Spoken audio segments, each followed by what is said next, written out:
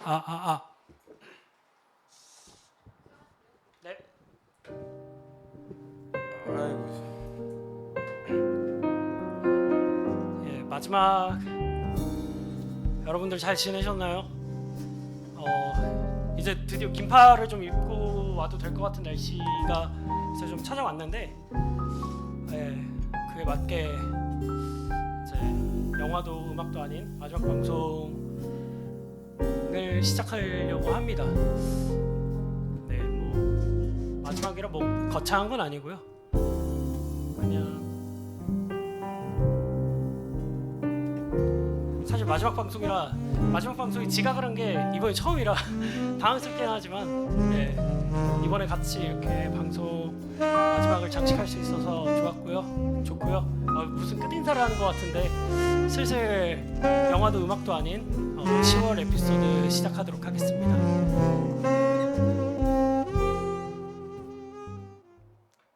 네, 인사 한번 일단 해주시죠. 네, 네, 안녕하세요. 홍준기라고 합니다. 네. 많이 나왔네요. 예, 네. 이제 마지막을 하러 나왔습니다. 같이. 벌써 이번이 저희가 네 번째죠. 예. 왜냐하면은 8월에 그때 그 비장마로 한 번 했고 작년에, 그쵸? 원래 그러고 분기별로 한 번씩. 거진, 그쵸? 분기별로 거진 한 번씩은 했었던 것 같은데, 예. 네, 영화도 음악도 아니니 뭐 어쩌다가 예, 마지막 방송을 하게 됐습니다. 그래서 이번 마지막 방송의 주제는 라스트 댄스라고 서로 좀 이야기를 좀 맞춰봤고요. 감독들의 유작을 좀 톱파보면서 이야기를 조금 시작하려고 합니다. 뭐 언제나 그랬듯이 첫 곡 그 노래부터 듣고 그러고 오겠습니다.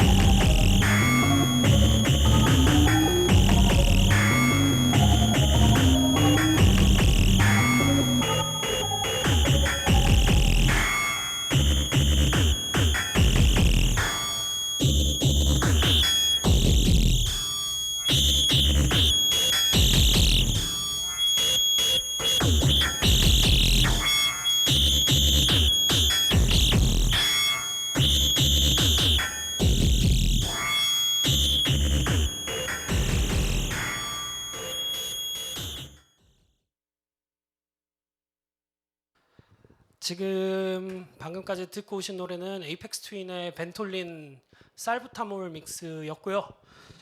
당연히 이런 음악이 영화에 삽입되진 않았겠죠. 예. 될 수도 있는데 예, 그렇죠. 근데 그 매우 도전적인 음악이기 때문에 예. 그 영화 제목하고 감독 먼저 설명을 드리면 그 1960년도에 이제 만들어진 자크 베케르라는 프랑스 감독의 구멍이라는 영화고요. 이 영화가 제작되고 한 4년 뒤에 자크 베케르가 죽었다. 뭐 이렇게 알고 있습니다.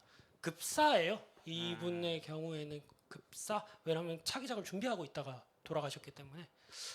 어쨌든 자크 베케르 영화 구멍이란 영화인데 뭐 굳이 뭐 사실 부연 설명할 게 없어요. 그냥 탈옥하는 영화입니다. 그냥 구멍 계속 파는 영화고 네, 그렇죠.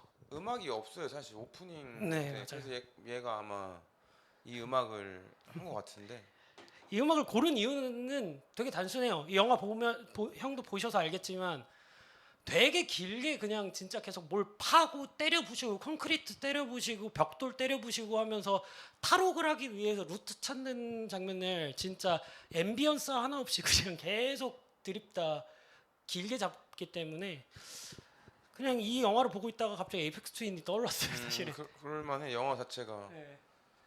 근데 저는 이 영화를 되게 좋아하는 편이기도 하고 사실 이런 그 뭐라 그래야 될까요? 그 소위 얘기하는 탈옥물들이 꽤 많잖아요. 대표적으로 가장 또 잘 아는 유명한 영화는 뭐 쇼생크 탈출이 있겠고 탈출이랑 그 누구지?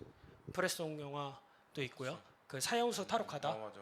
돈 시겔 감독의 알카트라스 감옥 대탈출하는 영화도 있고요. 클린트 이스트우드가 나온 뭐가 되게 많아요 이 계보가. 그렇죠. 근데 브레송 영화도 사실 정말 재밌는데 브레송 영화에 비해서 베케르의 이 영화가 좀 더 그 정말 말 그대로 탈옥 그 자체를 좀 더 담았다고 해야 되나 그런 느낌이라 가지고. 아 그냥 좀 나는 사실 그러니까 처음 접하는 영화였고 그쵸. 이제 이 행동 이 뭐지 방송을 위해서 좀 영화를 네, 한번 보죠. 겹쳐서 봤는데 네. 쉽지는 않았어. 그쵸. 좀 나에게 있어서 질고 어떻게 보면 좀 지루한 부분도 없지 않아 있는 영화죠. 2시간 동안 구멍을 파는 내용이니까 말 그대로. 그쵸. 그래서 엄청 길게 구멍을 파죠. 근데 사실 이 자크 베케르 감독 영화를 제가 원래 좋아해요. 이 영화 감독이 근데 이 탈옥 영화 전에 아까 이제 이렇게 음악 나오면서 잠깐 얘기했지만 그 현금에 손을 대지 말아라고 장가뱅이 나오는 영화가 있어요. 근데 그 하이스트 영화거든요. 근데 그 하이스트 영화도 보면은 20분 넘게 그 금고 터는 씬이 20분 넘게 나와요. 아무 조용히. 근데 약간 이 감독 자체가 소리에 되게 좀 민감한 감독이라고 해야 될까? 그런 점이 참 좋더라고요, 저는 개인적으로. 그리고 이 영화는 또 마지막에 또 그게 있잖아요. 다 뭐 좀 예, 비참하게 끝나지 않나? 그쵸. 좀 그치. 근데 일종의 게임 이론 같은 거죠. 사실은 이제 그 확실한 나 하나의 생존이냐. 그리고 나는 약간 이런 느낌. 이게 뭔가 탈옥 영화라기보다 예, 불신이라고 그쵸. 생각해. 그게 가장 이 영화의 메인 키워드라고 맞아요. 생각하거든. 그래서 이 영화가 구멍이라는 걸 것 같아요. 저도. 구멍이란 그 제목도 그렇고 사실 이게 뭐 그 탈옥을 하기 위해서 막 그런 것도 그런 건데 오히려 인간 심리적인 그 내부적인 그런 게 더 초점이 돼 있지 않나 영화 자체에서. 그래서 나도 뭐 재미없진 않았는데 이제 너무 많은 영화를 한꺼번에 봐서 힘들었다 뭐 그 예. 정도지. 이게 예. 마지막에 봤거든. 예, 봤어요 인스타 스토리로. 아 너무 힘들었어 사실. 예. 그 사실 앞서 얘기했다시피 이 영화가 되게 길게 탈옥의 장면을 그 저기 탈옥을 루트를 파는 장면들을 잡으면서 그 뭐랄까 약간 그 관객 입장에서도 그냥 보고 있으면은 그냥 성공했으면 좋겠다는 마음이 들잖아요 필연적으로. 그치. 그렇죠. 저 탈옥이 관객 입장에서는 그렇지. 그게 되게 영리하고 영악한 연출인 것 같아요. 그래서 되게 그렇게 오래 잡았기 때문에 관객도 어느 순간 그 하나의 작전에 가담한 한 패거리가 되고 있잖아요. 여기서 이제 간과할 수 있는 게 누구 하나가 배신하거나 누구 하나가 다른 생각을 품거나 하면은 모든 게 어긋난다라는 게 맞는데 원래는. 근데 어느 순간 우리가 거기에 너무 이제 매몰되어 있다 보면은 사실은 좀 그렇지 않나 싶기도 하고 개인적으로. 그렇죠. 그래서 뭐 근데 약간 그거야. 지금 오늘 우리가 다른 영화 대비 그거 있어요. 뭔가 유작 느낌은 안 드는 게 아까도 뭐 잠깐 얘기했는데 이 작가분은 급사했잖아. 그렇죠. 그러다 보니까 뭔가 다른 영화들 이제 오늘 이제 얘기할 영화들은 좀 어느 정도 갈무리를 하고 뭔가 싶은. 이게 자기의 삶과 이런 거가 음, 드러나고 이 감독의 예, 그거를 마무리하는 느낌이 드는데 좀 이 영화는 사실 난 그런 느낌은 좀 없었어. 그렇죠.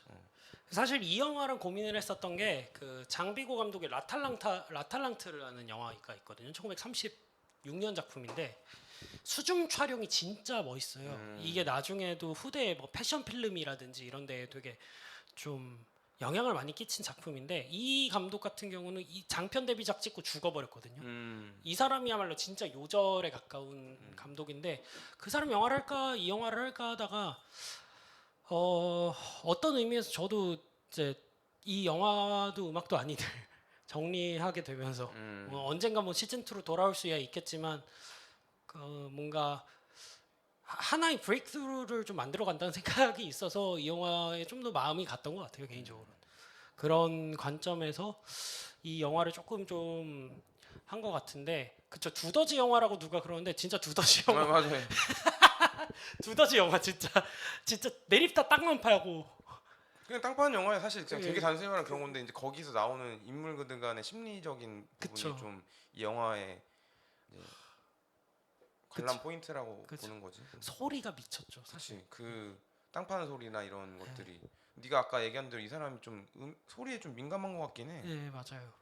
그러니까 실제로 자크 베케르가 예전에 이제 그 프랑스 잡지랑 인터뷰를 할 때도 이 소리에 대한 이야기들을 꽤 많이 했는데 이 시기에 프랑스 감독들이 좀 소리에 좀 많이 민감했었던 것 같아요. 뭐 브레송도 그렇고 자크 타티도 그렇고 그런 점에서 사실은 이런 영화를 좀 꼽게 됐는데 말씀하신 대로 좀 뭐랄까 이렇게 좀 동떨어진 영화이기 때문에 어찌 보면은 이 다음 작품으로 이제 형이 고르신 다음 작품 같은 경우서부터가 좀 우리가 쉽게 얘기할 수 있는 어떤 유작으로 카운팅이 좀 좀 될 수 그런 있는. 느낌이 들어요. 그렇죠. 영화 자체 느낌도 다 그렇죠, 그렇죠. 그런 게 있어.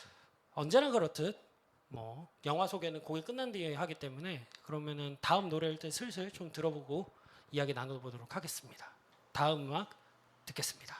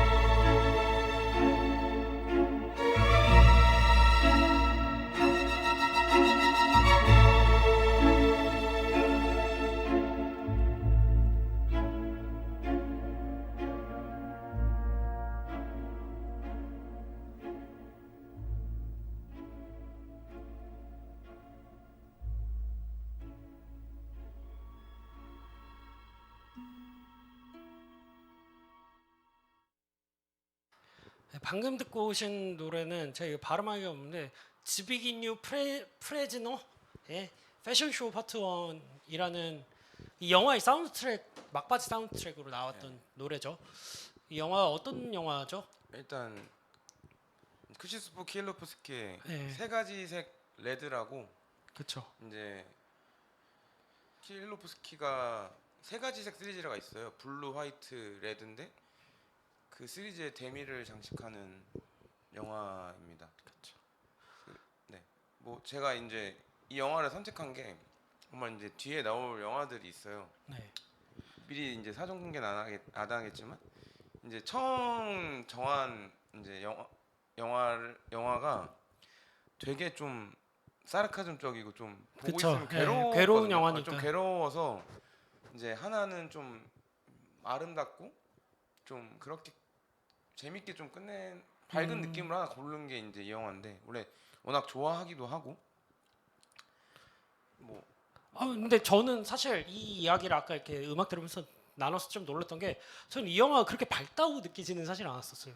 그래? 나는 좀 그래도 그러니까 상대적으로 그쵸. 상대적으로. 근데 이 영화는 그쵸. 그래도 좀 나는 어떤 느낌을 받았냐면 네네.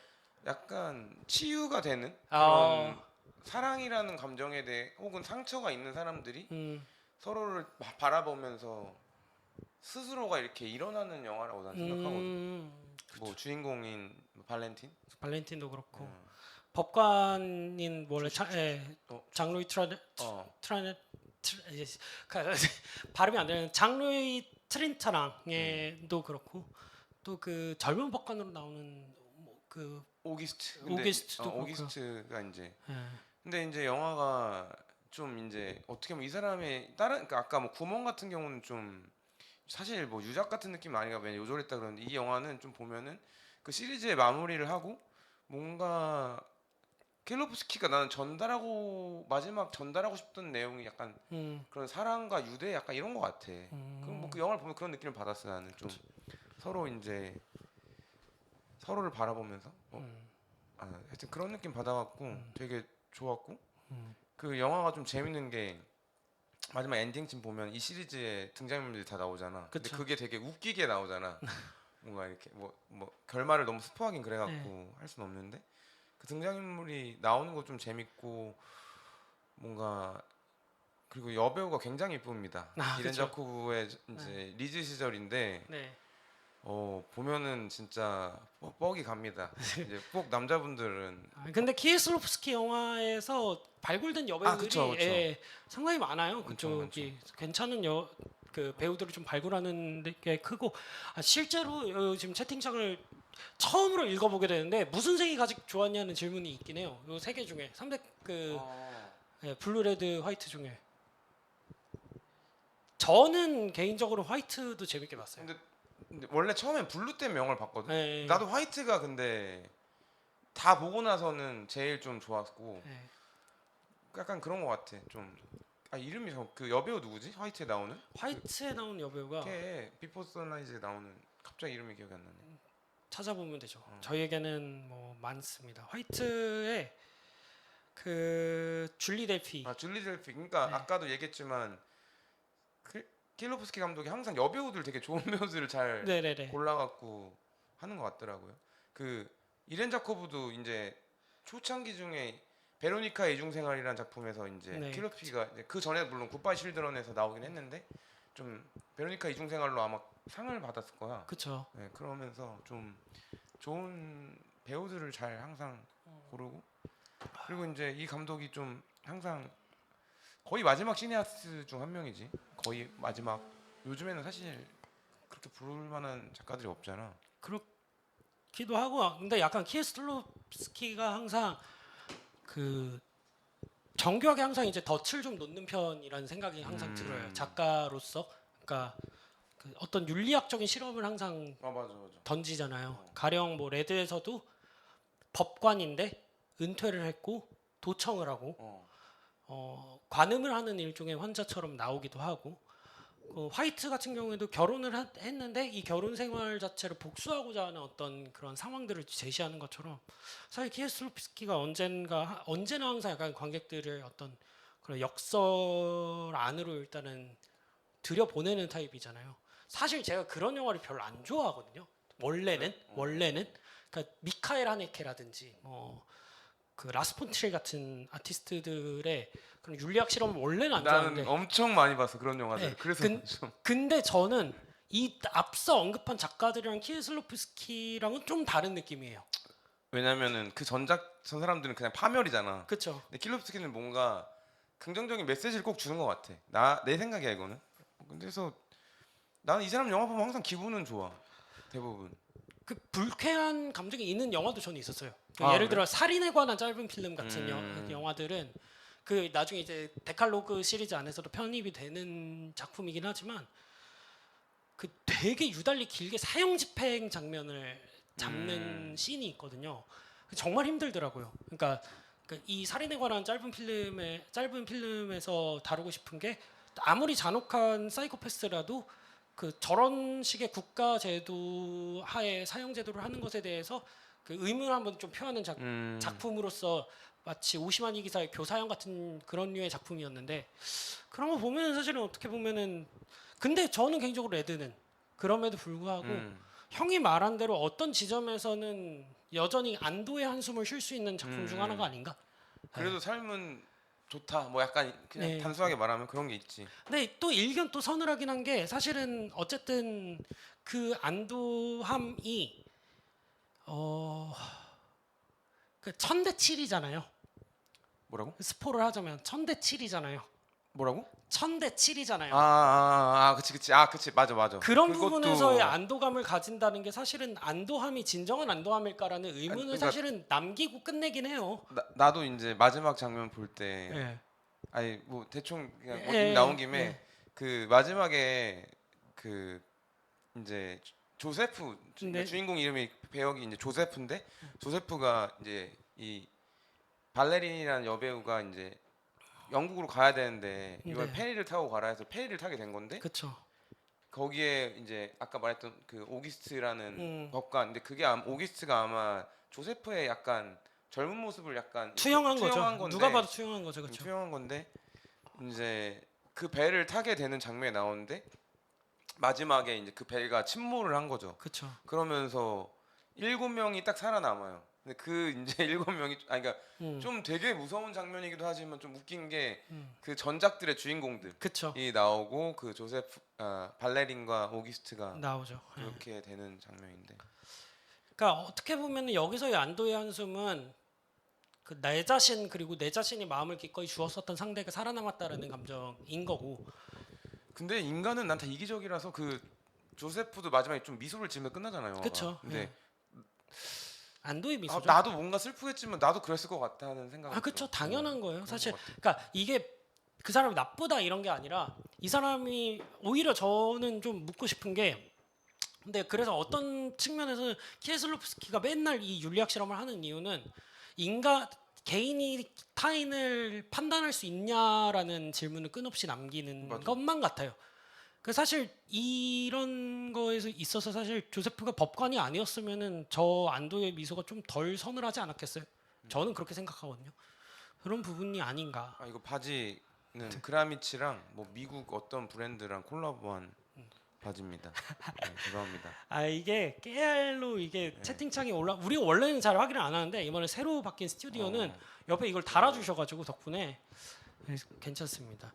슬슬 다음 영화를 시간상 좀 넘어가면 좋을 것 같은데 다음 영화의 노래도 이 노래 워낙 명곡이기도 하고 근데 이게 이 영화에서는 이제 원작자가 부른 버전이 아니긴 하지만 일단 틀어보고 틀어보고 그 다음에 이야기 나누도록 하겠습니다.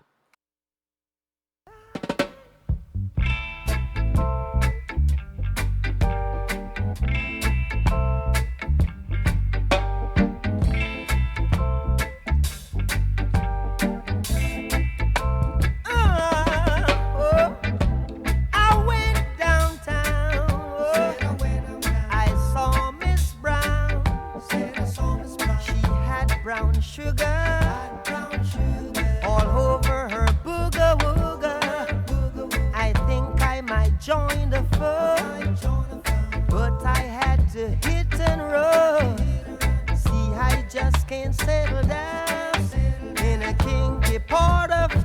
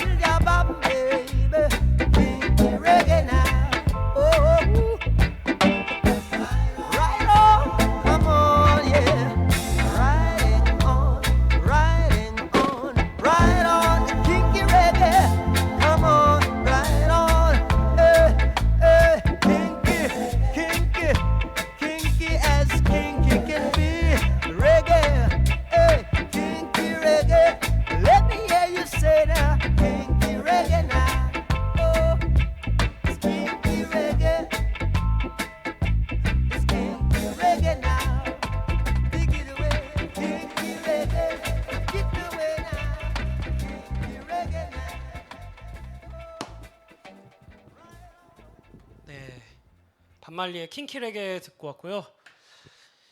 이 영화에는 편곡 버전이 나왔기 때문에 이렇게 밝진 않죠 사실. 어떤 영화인가요? 일단 존 카사베츠의 러브 스트림스라는 네, 영화에 사랑의 행로라는 네. 영화죠, 그렇죠? 이게 이제 사실 아까 잠깐 얘기했지만 이 다음 마지막 영화에 대한 이제 현수가 그 영화를 정해서 그거와 이제 좀 묶어서 할 수 있는 감독을 사실 제가 제일 좋아하는 감독이기도 하고 근데 제가 요즘에 사실 이런 영화를 잘 안 본 게 기분이 좋지는 않아요. 아, 그렇죠. 네, 그리고 좀 어릴 때 되게 좋아해갖고 진짜 많이 막 아까도 잠깐 얘기했지만 좀 많이 봤는데 괴롭거든요. 근데 괴롭죠. 네, 이 영화가 이제 일단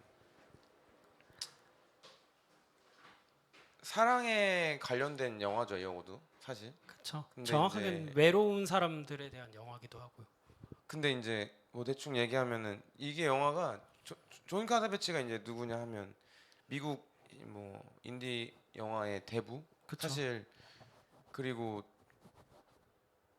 연기도 되게 잘해요. 여기 주연으로 나오고 그 여기 이제 영화에서 이제 자기 와이프랑 같이 나오거든요. 자니 로렌즈. 자니 로렌즈도 이제 그쪽 씬에서 엄청 유명한 배우인데 이제 이때 당시에 영화 촬영 당시에 영화 각본 영화 나올 때 이 사람이 거의 죽기 직전이었어요. 간경화로 간경변이 있었죠. 이미 이제 자기가 어느 정도 죽음을 깨닫고 이 영화를 한 것 같아요. 예. 그래서 이제 마지막에 이런 영화를 하는데 이제 주인공 남자가 이제 존 카사베츠는 이게 주인공이 두 명이에요. 존 카사베츠랑 자니 로렌즈인데 서로 이제 남매 사이죠. 남매 사이로 나오거든요. 근데 이제 카사베츠 같은 경우는 사랑 아무것도 아니야, 막 약간 이런 느낌이고 그 방탕하게 사는 게 그냥 낙인 거죠. 술과 예, 여자의 찌든 삶을 살면서 자기가 망가지고 있고 자니 로렌즈는 이혼을 하는데 그래도 사랑을 갈구하는 그 남편이 나를 사랑하지 못한다는 음. 사실을 받아들이지를 못하잖아요. 그런 역할이고 딸도 그렇죠. 그렇고 이제 좀 상반되는 사랑의 방식을 갖고 있는데 근데 이제 영화를 보면은 굉장히 힘듭니다. 아, 그쵸. 망가지고 이런 것들이 되게 힘들고 되게 고독하거든요, 영화가. 그리고 이제 좀 이 그 대사들이 진짜 좀 주옥 같아요. 아, 그렇죠. 되게 염세적이고 근데 이 영화도 아마 제가 보기엔 즉흥 연기를 엄청 한 것 같아요. 왜냐면 존 카사베츠 자체가 배우들에게도 즉흥 연기를 엄청 요구했다 하더라고. 근데 대사들 치는 거 보면은 좀 그런 느낌이 들어. 얘가 생각하고 말한 거 아니고 그냥 그때 순간 감정적으로. 네. 그리고 이 영화 자체도 되게 감정적인 영화잖아. 뭔가 어떻게 뭐 스토리가 서사 있다기보단 매 순간순간에 그 주인공들의 감정에 되게 휩쓸리는 영화라서 보면선 괴로운데 또 결국에는 사랑을 해야 된다. 약간 그렇죠. 이 영화의 마지막 그거든요. 사랑은 진짜 미쳐야 할 수 있고 사랑 너무 괴롭고 안 좋은데 결국엔 사랑을 해야 된다라는 그렇죠. 이게 이 영화를 관통하지 않나 저는 싶습니다. 그러니까 이 영화는 괴롭긴 한데 기존의 존 카사베츠 영화들 뭐 남편들이나 영향 아래 있는 여자들처럼 마냥 절망적이진 않은 영화라고 저는 사실은 봐요. 어떤 점에 그치 있어서. 마지막 그치. 네, 왜냐하면 어떤 점 때문이냐면 사실 이 영화에서 그 사랑에 실패하는 여러 단계의 모습들을 나오잖아요. 맞아. 뭐 예를 들어서 뭐 볼링장에서 만난 남자랑도 어떻게 좀 해보려 그러고, 그러고 뭐 그 다음에 뭐 아들이 찾아왔을 때 마음을 써보려고도 해봤고, 존 카사베츠의 경우에도 나름. 네 근데- 나름 그치. 개 망난이긴 하죠. 망난인 건 망난인데. 그러고 그 다음에 또 그 지난 롤랜스 같은 경우에는 저기 뭐야 뭐 괜히 염순이 데리고 와가지고 뭐 그치. 좀 해보기도 해봤고요. 근데 사실은 결국에는 그것들이 충족해줄 수 없다라는 거죠. 그치. 내 감정과 내 그 공허를 그랬을 때 이 감정의 폭풍우 속에 그냥 결국에는 내가 내 몸을 던지는 것밖에 없고 그게 되게 험난하고 불우하고 비참한 길이라고 한들 그렇게 나가야지만 사랑의 열병이 고쳐진다라는 게 결국엔 존 카사비츠가 마지막에 하고 싶은 얘기가 아니었나. 그런 것 같아. 네. 나도. 근데 그 길이 험난하지 않을 거라는 건 누구나 다 알고 있어요, 사실. 뭐라고? 그러니까 그 길이 험난할 수밖에 없다라는 건 누구나 다 알고 있어요. 험난할 수밖에 없다는. 맞아. 근데 그래도 걸어야 되는 거죠. 그래야 사람이 산다고 보는 것 같아요. 하여튼 뭐 그답게 마지막 작품을 낸 것 같아. 네, 딱 그쵸. 카사베츠가 자기다운 영화를 마지막에. 네. 그리고 그 전작들 보면은 아마 아시는데 이 사람이 다 저자본 영화들을 하다 보니까 핸드홀드를 엄청 쓰는데 이 작품은 핸드홀드를 안 썼어. 네, 이 거의 작품은, 유일할걸? 네. 그리고 그 카사베츠 영화에선 되게 드물 거의 처음으로 나왔던 그 환상 꿈에 대한 그런 어떤 것도 씬들도 있고. 나오고 여러모로 사실 카사베츠 영화에서 좀 그 마지막이라 그런지 몰라도 음. 좀 이물감이 있고 이질적인 영화라면 영화인 느낌도 있죠, 없지 않아. 사실 이제 시간이 거의 다 돼서 다음 영화 넘어가야 그래. 되기는 한데 딱 하나만 사실 얘기하고 싶은 게 저는 카사베츠 영화를 볼 때 제일 서늘하기도 하고 제일 그런 장면이 카사베츠의 대화 씬이라고 생각하거든요. 맞아. 그 아까도 얘기했잖아. 내가 대사들이 진짜 네. 와 이거 미쳤다 싶을 정도로 너무 슬픈 그게 많거든. 그렇죠. 대사들이 보면은.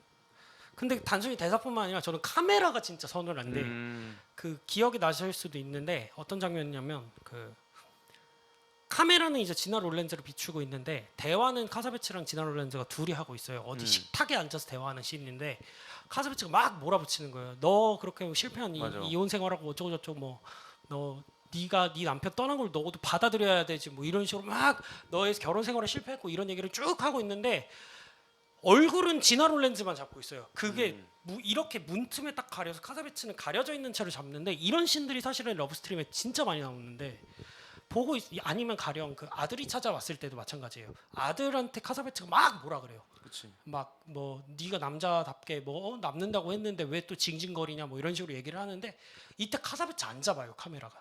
되게 좀 뭐랄까 그 대화를 하고 있는데 이 대화가 자꾸 화살 같은 느낌이 들어서 개인적으로는 사실 카사베츠 영화 보면서 가장 좀 서늘하고 마음에 드는 씬 중 하나가 이 그 대화하는 장면, 정확하게 다그치는 장면인 것 같다는 생각이 좀 들더라고요. 이 얘기를 안 하면은 입이 근질거릴 것 같아서. 그리고 예. 저는 이제 카사베츠 영화는 좀 어릴 때 보면 좋은 것 같아요. 나이 먹고 보면 좀 괴롭습니다. 저가 그렇거든요. 그렇죠. 슬슬 이제 진짜 마지막 영화를 좀 다루려고 하는데 제가 제일 좋아하는 감독이에요. 제가 제일 좋아하는 감독이고 내가 제일 좋아하는 감독 둘 다 결국에는 아메리칸 웨이브긴 한데. 예. 로버트 알트만 감독 영화를 꼽았습니다.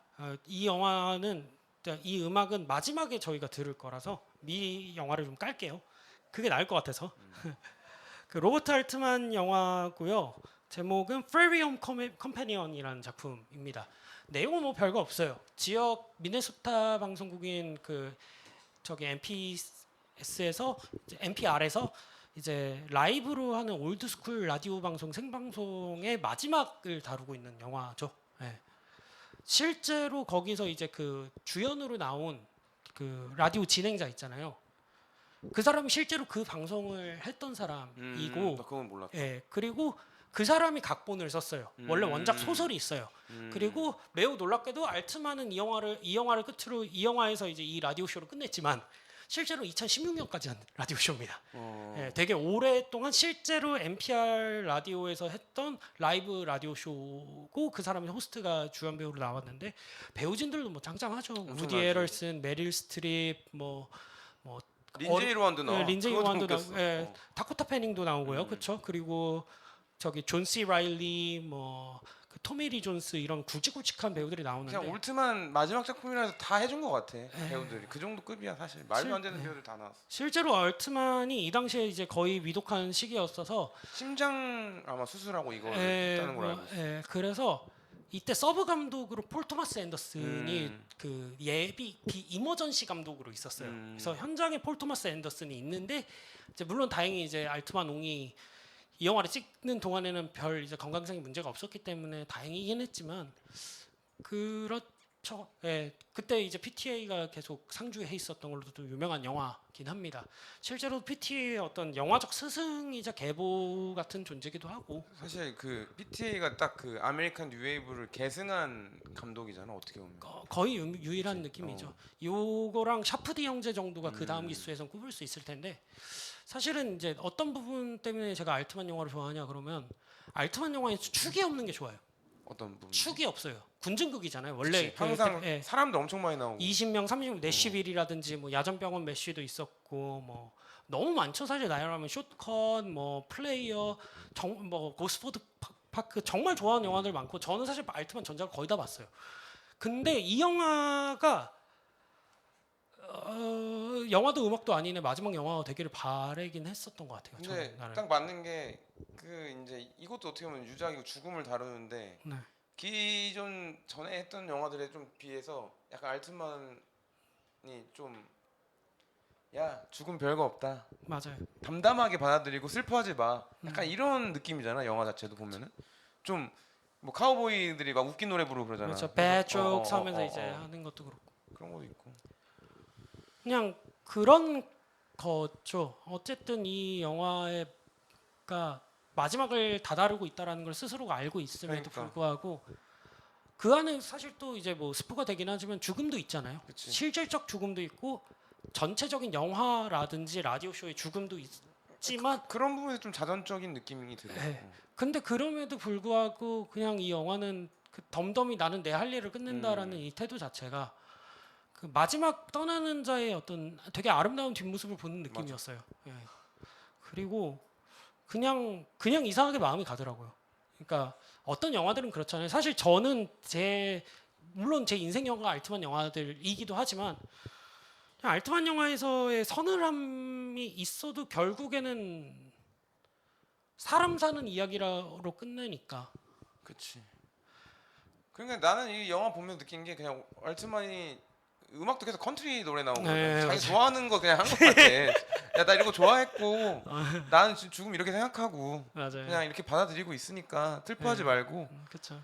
잘 즐겨줘. 약간 이런 느낌의 영화라고 보는 게 맞는 것 같아요. 저는. 그래서 사실 라스트 댄스에 가장 좀 잘 어울리는 영화였던 것 같기도 하고요. 이상적인 죽음에 대한 영화라 생각해요. 네, 자기 입장에서. 프레리움 컴패니언이라는 영화 자체가 사실 냉정하게 보면 알트만의 뭐 평작 뭐 이런 느낌이긴 해요. 그치. 뭐 그간 찍어왔던 정말 좋은 작품들에 비견하면 사실은 아쉬운 작품은 맞는데 그래도 저는 이만큼 따스하고 되게 좀 그 헌사 같은 느낌의 어떤 영화도 없다라는 느낌이 들어요. 그러니까. 사실 뭔가가 쓰러질 때 어떤 죽음은 저는 그렇게 생각하거든요. 어떤 죽음은 어떤 퇴장은 그냥 그 퇴장까지가 마침표로 아름답게 끝나는 퇴장들이 있다고 생각해요. 그냥 이렇게 뭐 모든 게 다 끝나서 아쉽고 슬프고 허무하고 뭐 이런 뭐 퇴장도 있지만 되게 깔끔하게 박수 칠 때 떠나고 맞아. 떠날 자리에서 떠나는 저는 이 대사가 너무 좋은 게 그 진행자한테 그래서 이거 라디오 쇼 끝나면 뭐 할 거예요? 이렇게 물어봐요. 나 이제는 말 안 하는 거 하려고. 뭐 어디 주차장이나 관리하면 되지 않을까? 이렇게 얘기를 하잖아요. 근데 그러고 실제로 몇 년 뒤에 뭐 하냐 그러니까 주차장 관리한다 그러잖아요. 근데 그런 그 사람의 어떤 그 행색 그리고 되게 편한 푸드 집업 입고 그 자리에 나오잖아요. 그게 너무 이제 사실은 보기가 좋은 거예요. 그러니까. 난 라디오 쇼가 끝났지만 그게 내 인생 내 삶의 끝을 의미하는 건 아니니까. 난 다음에 또 말 안 하는 직업 하면 되지 뭐. 책 읽을 시간이 많아졌어. 뭐 이렇게 얘기하는 이 덤덤함이 사실은 되게 미덕 같아 보였어요. 그래. 예. 맞아. 이거랑 사실 좀 고민했던 게 로버트 레드포드의 거의 유작 같았던 그 미스터 스마일이라는 영화도 있었는데 근데 사실은 그래도 제가 예정하는 알트만이를 정했고 네 뭐 이제 사실은 이제 거의 시간이 다 돼서 마지막 노래를 들으면서 끝인사를 슬슬 좀 드려야 되는데요. 네 사실 마음이 좀 복잡하다면 복잡합니다. 네. 네가 왜? 그냥 뭐 어쨌든 뭐 영화도 음악도 아닌이라는 이 라디오에 개인적으로 애정이 되게 많았고 사실 이제 영화를 그동안 글을 쓰면서도 권태기가 되게 많이 있었고 부침도 있었던 시기에 이 라디오를 준비하는 것만으로도 그 감각을 얼핏 아름아름 좀 깨워줬던 것 같기도 하고 사실 뭐 여기 있는 준기 형이나 뭐 제가 게시물에 적었었던 수많은 게스트분들이랑도 얘기를 하면서 이 사람이 영화를 어떻게 보는지가 곧 이 사람이 세계를 어떻게 보는지를 볼 수 있는 지점이었다고 생각해요. 그래서 참 좋은 어떤 시간들을 잘 놀고 간 기분이라 기분이 싱숭생숭한 건 어쩔 수가 없나 봅니다. 형은 어떠셨습니까? 아니 나야 뭐 그냥 나도 원래 영화를 좋아하고 영화 쪽에 일을 했었고 그러니까 한데 이제 그냥 사실 내가 약간 그거야 어릴 때 영화를 많이 보고 30대 들어가면서는 영화를 그렇게 많이 보진 않았었어. 근데 덕분에 이제 영화를 다시 좀 열정이 생겼지. 많이 보고 옛날에는 진짜 하루에 막 엄청 많이 봤지. 그렇죠. 그런 시기절들이 있어요. 근데 항상 그러잖아. 에너지가 있고 하니까.